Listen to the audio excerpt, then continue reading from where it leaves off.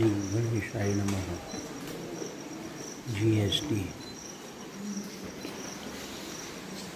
આજે આપણે જીએસટી વિશે ચર્ચા કરીશું મિત્રો.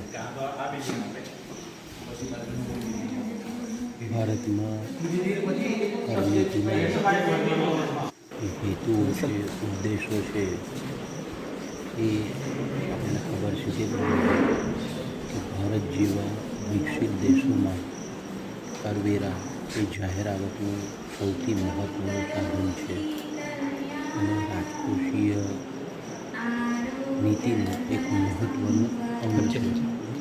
એક બાજુએ તે સરકારની આવક વધારવામાં અને બીજી બાજુએ આર્થિક અને સામાજિક નીતિના હેતુઓ ચરિતાર્થ કરવામાં તે મહત્ત્વની ભૂમિકા અદા કરે છે. ભારત સ્વતંત્ર થયો ત્યારબાદ આયોજન કાળ દરમિયાન કરનીતિના મુખ્ય હેતુઓ નીચે પ્રમાણે રહ્યા છે. નંબર 1, આર્થિક વિકાસ માટે નાણાકીય સાધનો પ્રાપ્ત કરવા, બચત અને મૂડીરોકાણને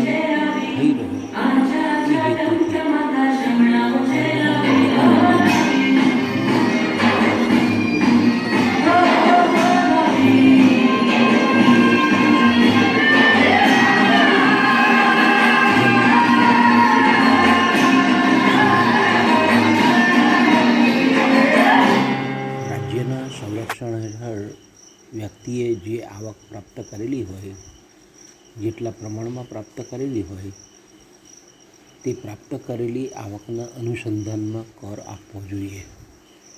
એટલે કે કરનો જે બોજો છે તે સમાન રીતે અર્થતંત્રમાં વહેંચાયેલો હોવો જોઈએ. નિશ્ચિતતાનો સિદ્ધાંત. દરેક વ્યક્તિએ જે કર ભરવાનો છે એ નિશ્ચિત એટલે કે કર ભરવાનો સમય, તેની ચૂકવણીની રીત, તેની ચૂકવવાની રકમ એ સ્પષ્ટ હોવી જોઈએ. ત્રીજો જે સિદ્ધાંત છે તેને આપણે સુગમતાનો સિદ્ધાંત કહેવાય. કર એવા સમયે નાખવો જોઈએ કે જેમાં કર ભરનારને અનુકૂળતા રહે, સુગમતા રહે. ચોથો સિદ્ધાંત છે કરકસરનો સિદ્ધાંત. કરમાં લેવાયેલી રકમ અને તિજોરીમાં જમા થતી રકમ વચ્ચેનો તફાવત બને એટલો ઓછો હોવો જોઈએ.